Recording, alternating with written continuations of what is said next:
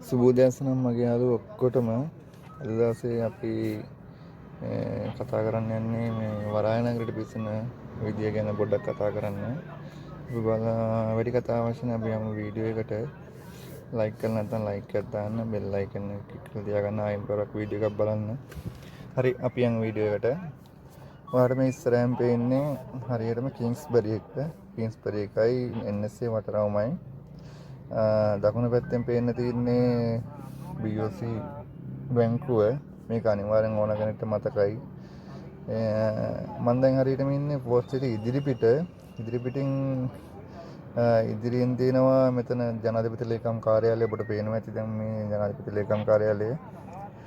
දකුණු පැත්තට ගියොත් අපිට පේන්නේ මේ ෂැන්ග්‍රිලා එක, වන් ගෝල් ෆේස්, IDC හොටෙල් වගේ යන පාර ওই පැත්තෙන් ගාලු මෝදර පැත්තෙන් එහෙම නැත්නම් මේ ගෝල් ෆේස් එක පැත්තෙන් එන වාහන තමයි ඔයාලට පේන්නේ. NSA වටරවුම පැත්තට යනවා නැත්නම් කිංස්බරි එක පැත්තට යනවා. මේ ඔය පේන්නේ මේ NSA වටරවුම. බලන්න මේක හරිය ලේසි හොයාගන්න. සමහරක් අයට ගොඩාක් බට දෙනවා එන්ට්‍රන්ස් එකයි එහෙමයි මේ යන විදියයි. දැන් ඔයාලට පේන්නේ මේ කිංස්බරි එක පැත්තෙන් වම් පැත්තට හරනවා මේ තියන්නේ ඩියුටි ෆ්‍රී එක. වරාය ඇතුළෙම තියෙන ඩියුටි ෆ්‍රී එක. මේ රටේ ඉඳන් එන අයට එහෙම ගොඩාක් වැදගත් වෙයි මේක.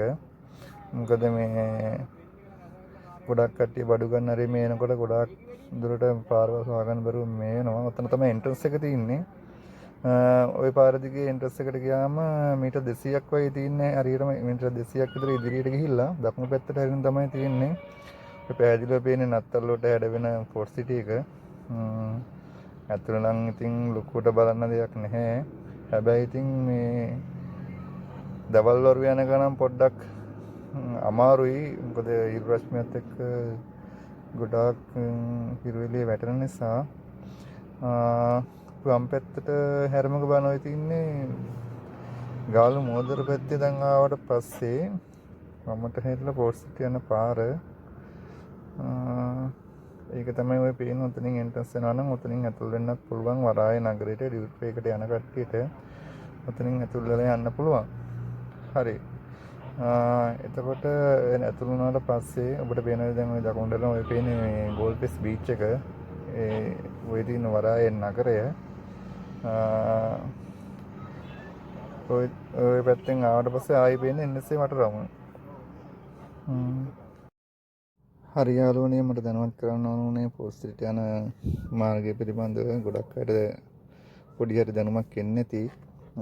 මගේ වීඩියෝ එකට මේ ඔයගොල්ලෝගේ හරි වැදගත්කමක් ආව නම් ලයික් එකක් කමෙන්ට් එකක් දාන්න අමතක කරන්න එපා. මගේ යාළුවෝ ඔක්කොටම සුබ දවසක්.